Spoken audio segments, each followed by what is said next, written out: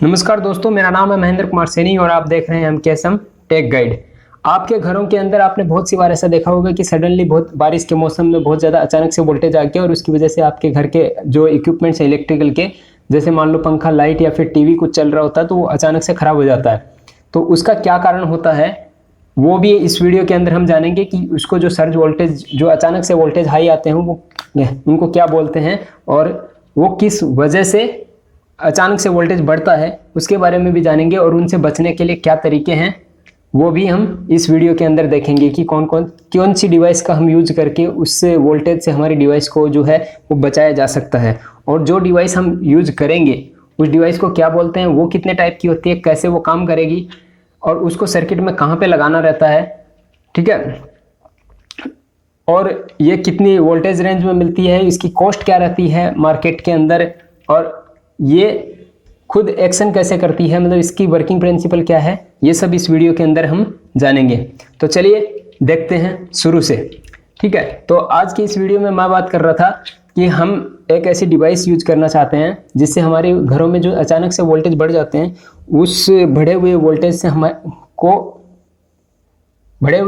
से हम अपनी डिवाइस को बचा सकें। तो उसके लिए हम एक डिवाइस यूज करते हैं, उसको बोलते हैं वेरिस्टर। वेरिस्टर को जो है वो वोल्टेज डिपेंडेंट रेजिस्टर भी बोलते हैं, क्योंकि इसका जो एक्शन है वो रेजिस्टेंस के ऊपर, इसका जो रेजिस्टेंस होता है वो इसके ऊपर अप्लाइड किए गए वोल्टेज के ऊपर डिपेंड करता है कि एक नॉमिनल वोल्टेज रेटिंग आने के बाद में ये एज ए कंडक्टर काम करता है, उससे कम वोल्टेज के लिए ये एक एज ए हाई रेजिस्टेंस के इंसुलेटर की तरह काम करता है, क्योंकि ये एक सेमी कंडक्टिंग डिवाइस है। अब इसका नाम जो वेरिस्टर है वो इसीलिए रखा गया है क्योंकि इसका रजिस्टर जो है वेरी करता है, ठीक है। ये वेरिस्टर जो है दो नामों से मिलकर बना है, वेरिंग और रजिस्टर, ठीक है। और ये एक यहाँ पे देखिए, ये आपको एक्चुअल डिवाइस दिखाया गया है, ये एक 2 टर्मिनल वाला सेमी कंडक्टिंग डिवाइस है, यानी जिसके अंदर जो मटेरियल यूज किया जाता है वो एक सेमी कंडक्टिंग मटेरियल है। सेमी कंडक्टिंग मटेरियल की प्रॉपर्टी अलग टाइप की होती है, कंडक्टर और इंसुलेटर के बीच के टाइप की प्रॉपर्टी होती है, ठीक है। ये आपको क्या करेगा, ये आपके इलेक्ट्रिकल और इलेक्ट्रॉनिक डिवाइस को जो है वोल्टेज के ट्रांजिएंट वोल्टेज बढ़ने से जो नुकसान होता है उससे बचाएगा। अब ट्रांजिएंट वोल्टेज क्या होता है कि जैसे आपके घर में जो सप्लाई आती है उसका वोल्टेज मैग्नीट्यूड देखें तो ऐसे साइनोसॉइडल बिहेवियर रहता है उसका, ठीक है। लेकिन अचानक से क्या होता है, उसका वोल्टेज बढ़ जाता है कुछ टाइम के लिए। अगर मान लो उसका वोल्टेज बढ़ जाता है, जैसे ये हमारा एक साइकिल मैंने दिखाया है, यहाँ से यहाँ तक का एक साइकिल है, ठीक है। 50 हर्ट्ज की जो फ्रीक्वेंसी की हमारे पास साइकिल आती है उसके अंदर 50 साइकिल होती हैं 1 सेकंड के अंदर, तो ये हमारा एक साइकिल है। अब 50 हर्ट्ज की फ्रीक्वेंसी के लिए मान लो कि इसका जो टाइम ड्यूरेशन होता है वो 20 मिली सेकेंड का होता है, ठीक है। 20 मिली सेकेंड का ये एक साइकिल का होता है। तो इसके अंदर हमको एक साइकिल में भी अगर 10 मिली सेकेंड के भी किसी माइक्रो हिस्से में, यानी किसी माइक्रो सेकेंड के लिए ओनली वोल्टेज जो बढ़ जाता है उसमें भी हमारा डिवाइस जो है उड़ जाता है, यानी हमारा डिवाइस जो है जल जाएगा। उसके बचाने के लिए हम क्या कर रहे हैं, यहाँ पे इसका यूज करेंगे। तो ये एक माइक्रो सेकंड के लिए जो हमारा वोल्टेज बढ़ता है उसी को हम क्या बोलते हैं, सर्ज ट्रांजिएंट बोलते हैं, सर्ज ट्रांजिएंट वोल्टेज बोलेंगे, ठीक है। ये मैंने अलग से यहाँ पे दिखाया है कि ये हमारा नॉर्मल वोल्टेज है, ठीक है। ये नॉर्मल रेंज ऑफ वोल्टेज है, इसके अंदर किसी एक साइकिल के अंदर छोटा सा अगर माइक्रो सेकेंड के लिए, एक बहुत ही शॉर्ट पीरियड के लिए अगर वोल्टेज बढ़ जाता है तो उसी वोल्टेज को हम क्या बोलेंगे, सर्ज वोल्टेज बोलेंगे, ठीक है। अब देखिए, ये जो सर्ज वोल्टेज होता है वो नॉर्मल ओवर वोल्टेज रेटिंग जो होती है ओवर वोल्टेज से अलग होती है, क्योंकि ओवर वोल्टेज में क्या होता है कि हमारी जो वोल्टेज है, ये जैसे मान लो कि 230 वोल्टेज की साइकिल है, हमारा वोल्टेज बढ़ गया और 230 से 270 हो गया, 250 हो गया, ये 280 हो गया, तो वो होता है ओवर वोल्टेज। तो ऐसे में ये आपका डिवाइस जो है वो नॉर्मली काम नहीं करेगा, क्योंकि इसके लिए हमने इसको डिज़ाइन करके सर्किट में नहीं लगाते हैं, क्योंकि ये स्पाइक के लिए होता है। सडनली बहुत ही ज़्यादा हाई वोल्टेज आ जाता है तभी ये ज़्यादा फास्ट एक्ट करता है, तो इसके लिए हम इसको यूज नहीं करते हैं। और ये जो हमारा वेरिस्टर है वो इस टाइप की ओवर वोल्टेज से प्रोटेक्शन भी नहीं देता है। हमारा ये जो वेरिस्टर है वो प्रोटेक्शन देगा ओनली सर्ज हाई वोल्टेज के लिए, यानी कि जिनका वोल्टेज रेटिंग केवी में चला जाता है, ठीक है, उसके लिए हमारा को ये क्या करेगा, प्रोटेक्शन देगा। दूसरी बात आपको ये बता देता हूँ कि इससे जो हमारा वेरिस्टर है वो सर्ज को ब्लॉक नहीं करेगा। यानी कि ऐसा नहीं है कि हमने इसको सर्किट में लगा दिया तो ये साइकिल जो है वो ऐसी हो जाएगी, ऐसा बिल्कुल नहीं होगा। ये क्या करेगा, यहाँ पे जो सडनली जो इस वोल्टेज बढ़ेगा ना, उसको ये क्या करेगा, सप्रेस करेगा। सप्रेस करेगा मतलब इसके इफेक्ट जो होंगे वो बहुत कम होंगे, ठीक है, बहुत कम, मतलब ना के बराबर इफेक्ट होंगे। इस तरीके से ये जो है हमारे वोल्टेज को सप्रेस करके नॉर्मल करेगा, ताकि हमारे जो डिवाइस है उसके अंदर ज़्यादा नहीं आए, ठीक है। तो अब ये बात देखते हैं कि ये जो सर्ज ट्रांजिएंट वोल्टेज आते हैं, ट्रांजिएंट वोल्टेज जो जनरेट कैसे होता है। तो इस यहाँ पे मैंने 2 उदाहरणों से दिखाया है कि 2 तरीके से आपके घर में जो सप्लाई आ रही है उसके अंदर ट्रांजिएंट वोल्टेज जनरेट हो सकता है। जैसे मान लो कि आपके पास जो सप्लाई आएगी वो किसी जनरेटर से ही आएगी, ठीक है। तो ये हमारा एक एसी सोर्स का जनरेटर है, ठीक है, और एसी सोर्स से हमारा एक किसी स्विच के थ्रू हमारे घर के अंदर 2 डिवाइस चल रही है। मान लो कि एक मोटर चल रहा है और एक हमारा मान लो कंप्यूटर चल रहा है, ठीक है। ये मैंने यहाँ पे वेरिस्टर लगा के दिखाया है, ये इसको आप एक बार इग्नोर कीजिए, ठीक है। तो अभी मान लो कि ये आपका स्विच जो है वो क्लोज है, ठीक है। तो अभी क्या इस सिचुएशन में क्या होगा कि आपकी मोटर भी चल रही है और आपका पीसी भी चल रहा है, ठीक है। लेकिन ये एक इंडक्टिव डिवाइस है, ये क्या है, एक इंडक्टिंग डिवाइस है। अगर मान लो कि सडनली आपने ये स्विच ऑफ कर दिया तो इंडक्टिव डिवाइस होने के कारण से इसका जो वोल्टेज होता है, इंडक्शन होता है, वो कम सडनली नहीं हो जाता। तो इसके अंदर एक वोल्टेज बढ़ेगा, ये वोल्टेज बढ़ेगा और यहाँ पे से ये सर्किट अगर ओपन है ना आपका,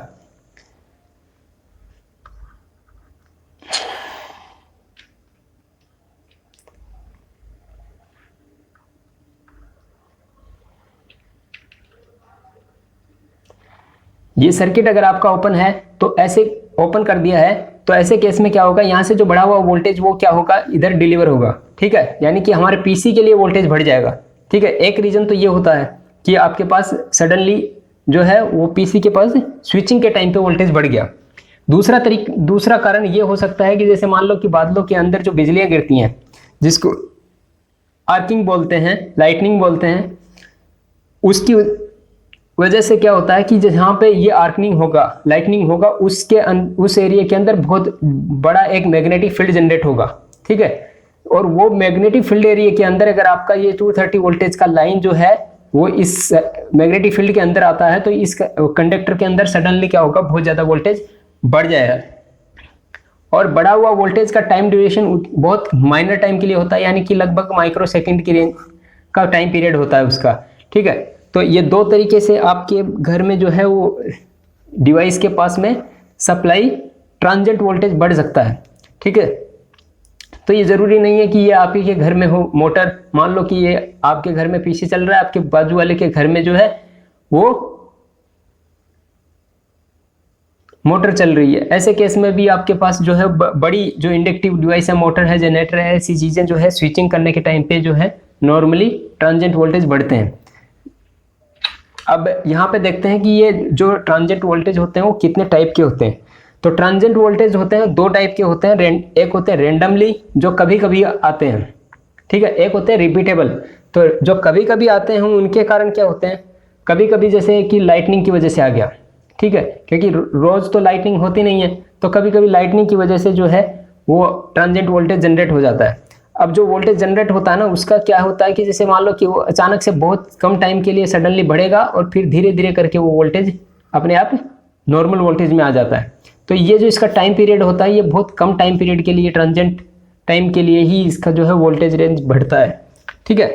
तो दूसरा इसका कारण होता है इलेक्ट्रोमैग्नेटिक पल्स की वजह से, यानी कि मान लो कि सडनली कहीं दूसरी डिवाइस का मैग्नेटिक फील्ड उसको मिल जाता है, अचानक से 1-2 पल्स मिल जाती हैं किसी ट्रांसफार्मर को, या सडनली आपका ट्रांसफार्मर का अंदर मैग्नेटिक फील्ड बढ़ जाए, उसकी वजह से हो सकता है, या फिर कहीं स्टैटिक चार्ज कंडक्टर के ऊपर आ जाए, तो उसकी वजह से जो है ये देखने को मिलता है। तो ये रेंडमली होता है, कभी कभार हो जाता है। लेकिन रिपीटेबल जो आपके पास में अगर वोल्टेज बढ़ रहे हैं, मतलब कि ये बहुत कम टाइम के लिए ही बढ़ता है, लेकिन रिपीटेबल होता है, तो ऐसा जो होता है मोस्टली किसकी वजह से देखा जाएगा, जो भी इंडक्टिव डिवाइसेज हैं, जिनमें वाइंडिंग होता है, उनके अंदर स्विचिंग करने से रिपीटेबल आपके पास ट्रांजिएंट आपकी 2 डिवाइस हैं उनमें आएंगे। जैसे मोटर है, जनरेटर है, ट्रांसफार्मर है, या फिर कोई भी रिले है, या कोई भी इंडक्टर है। ऐसी डिवाइसों के स्विचिंग के टाइम पे जो है आपके पास ट्रांजिएंट वोल्टेज आएंगे, आपकी डिवाइस में इफेक्ट करेंगे।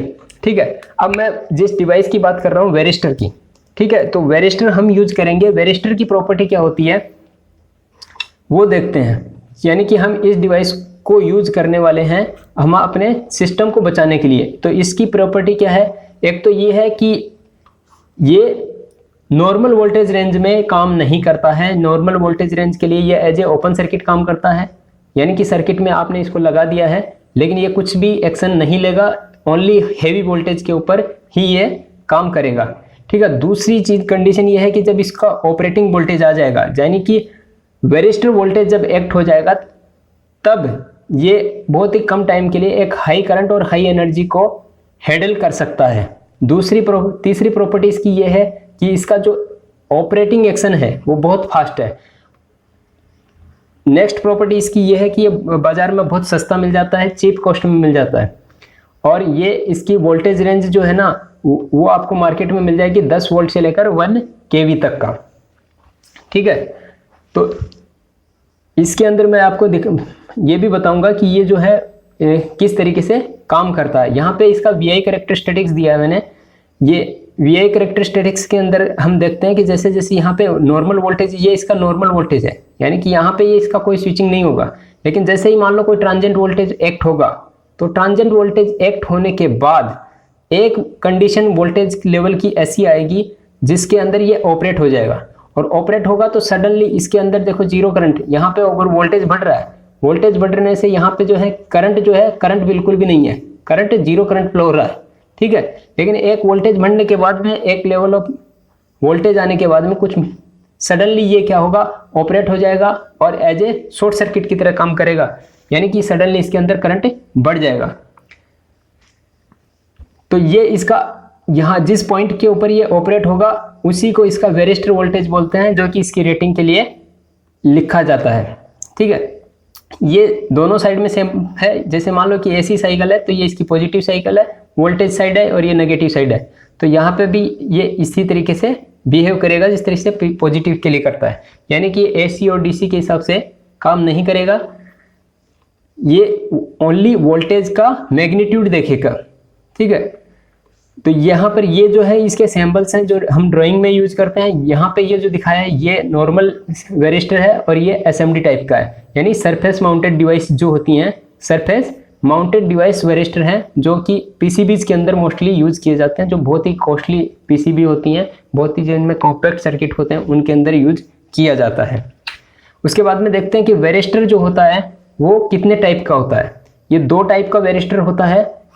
जो पहले की जो टेक्नोलॉजी थी उसमें सिलिकॉन कार्बाइड वेरिस्टर था, जिसकी एक बैक पॉइंट ये था कि उसको एक बार एक्शन लेने के बाद वो खराब हो जाता था, यानी कि ये एक ही बार ऑपरेट होता है, उसके बाद में आपको इसको चेंज करना पड़ता था। उसके जो नई टेक्नोलॉजी आई उसके अंदर हम MOV यूज कर रहे हैं, metal oxide varistor. Metal oxide varistor के अंदर क्या होता है, ये जिंक ऑक्साइड का एक फिलर भरा रहता है और 90% तक, और 10% जो होता है इसके अंदर कोई भी मेटल ऑक्साइड यूज करते हैं, जैसे कोबाल्ट, बिस्मथ या मैग्नीशियम का।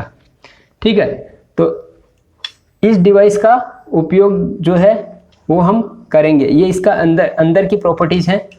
यहाँ पे ये देखिए इसका कंस्ट्रक्शन होता है। ये हमारे जो बाहर में टर्मिनल हमको दिखाई दे रहे थे वो टर्मिनल है, और ये यहाँ पे इसके अंदर ये जो मटेरियल भरा हुआ है यही सेमीकंडक्टिंग मटेरियल है। ये क्या है, पूरा सेमीकंडक्टिंग मटेरियल है। ठीक है, इसके अंदर आपको 90% क्या मिलेगा, जिंक ऑक्साइड। ठीक है, और 10% आपको मिलेगा किसी भी मेटल का ऑक्साइड, जैसे कार्बाइड का ऑक्साइड, ठीक है, या बिस्मिथ का ऑक्साइड। ठीक है, तो ये कैसे काम करेगा कि जैसे मान लो कि यहाँ नॉर्मल कोई वोल्टेज हो रहा है तो इसके ऊपर कोई भी एक्शन नहीं होगा, लेकिन जैसे जैसे वोल्टेज का लेवल बढ़ता जाएगा ना, तो यहाँ पे ये जो जिंक ऑक्साइड के जो ग्रेन्स हैं, जिंक ऑक्साइड के जो ग्रेन्स हैं वहाँ की के बीच में जो है ये ग्रेन्स यहाँ पे इकट्ठे होने लगेंगे।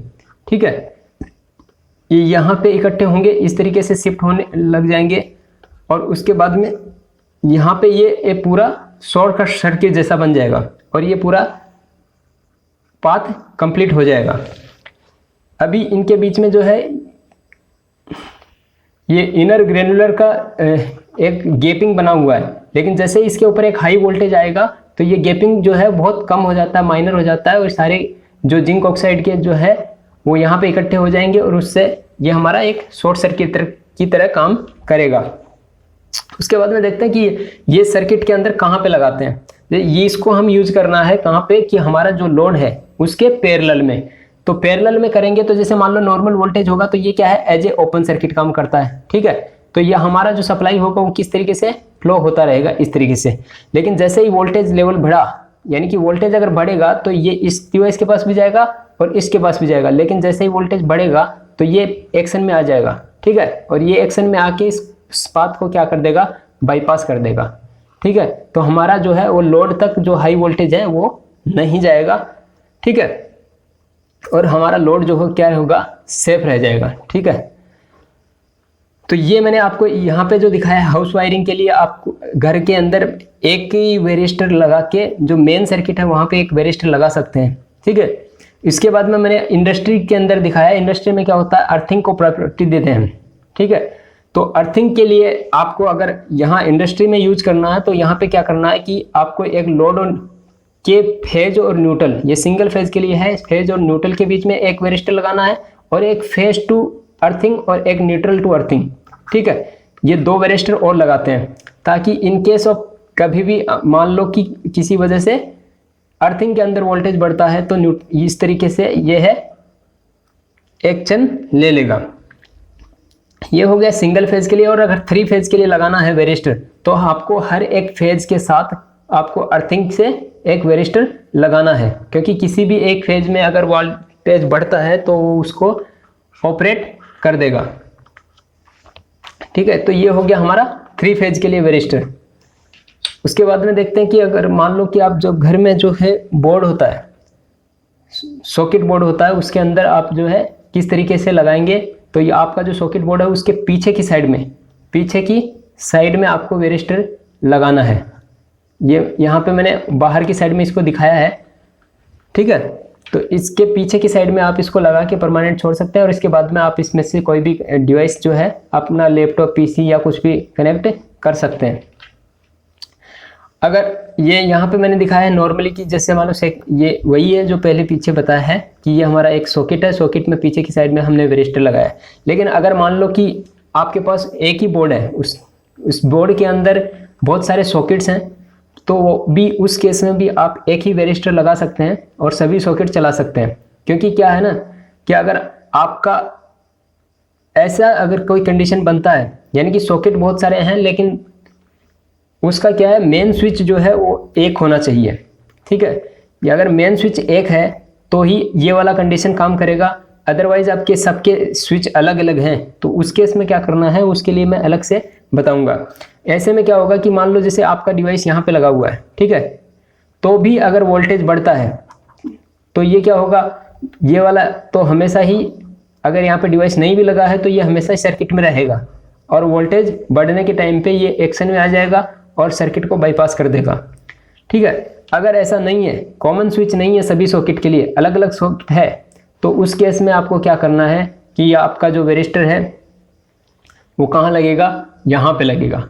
अगर आपके यहाँ पे सबके अलग अलग स्विच हैं तो यहाँ पे मेन सप्लाई पे आपको क्या करना है, वेरिस्टर लगाना है, यही वाला वेरिस्टर आपको लगाना है। जैसे मान लो सिंगल फेज है तो मैंने यहाँ पे दिखाया है कि ये जो है ना 300 वोल्टेज का है, 300 वोल्टेज का है, यानी कि 300 वोल्टेज से जैसे ही वोल्टेज ट्रांजिएंटली बढ़ेगा तो ये क्या होगा, हमारा स्विचिंग करेगा। अब जो वेरिस्टर है उसको कैसे मेजर करते हैं या फिर उसकी वैल्यू कैसे पढ़ते हैं वो देखते हैं। तो इस वेरिस्टर के ऊपर में कुछ नंबर्स लिखे रहते हैं, उन्हीं नंबर्स में से आपको ये पता चल जाएगा कि ये जो है इसका किस नंबर का है। तो यहाँ पे मैंने दिखाया है कि इसके अंदर एक डाया रहता है, एक डाया मेजर करते हैं, और डाया इसलिए मेजर करते हैं क्योंकि जितना इसका डाया होगा इसकी करंट हैंडलिंग कैपेसिटी, स्विचिंग के टाइम पे करंट हैंडलिंग कैपेसिटी उतनी ही ज़्यादा होगी। यानी कि ये सडनली बहुत ज़्यादा करंट बढ़ गया तो भी ये स्विचिंग में रहेगा, ठीक है। तो यहाँ पे इसका दो चीज़ें यहाँ पे शो की जाती हैं, एक होता है इसका डाया और एक होता है इसका वेरिस्टर वोल्टेज, यानी कि जिस वोल्टेज के ऊपर ये स्विचिंग करेगा वह वोल्टेज होगा। तो यहाँ पे जो ये वाला रेटिंग होता है उसको हम इसका वोल्टेज रेटिंग बोलते हैं, और यहाँ पे जो रेटिंग होता है ये इसका डाया है। सबके अंदर इसका डाया लिखा रहता है और यहाँ पे इसका वोल्टेज लिखा रहता है। ये इसका डाया है, ये इसका वोल्टेज है, ठीक है। तो इस तरीके से हम इसको पढ़ते हैं। इसके अंदर दो रीडिंग होती हैं, एक डाया की रीडिंग होती है और एक इसका वोल्टेज रेटिंग होता है।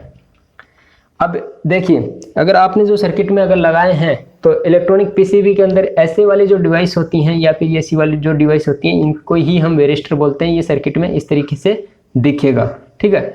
इन केस आपने कभी अगर आपका डिवाइस जल जाता है, वेरिस्टर जल जाता है, तो ये इस तरीके का दिखेगा। तो उम्मीद करते हैं कि ये वेरिस्टर की कहानी जो है आपको अच्छी तरीके से समझ में आई होगी कि ट्रांजिएंट वोल्टेज क्या होते हैं, ट्रांजिएंट वोल्टेज कैसे बनते हैं और ट्रांजिएंट वोल्टेज कितने टाइप के होते हैं।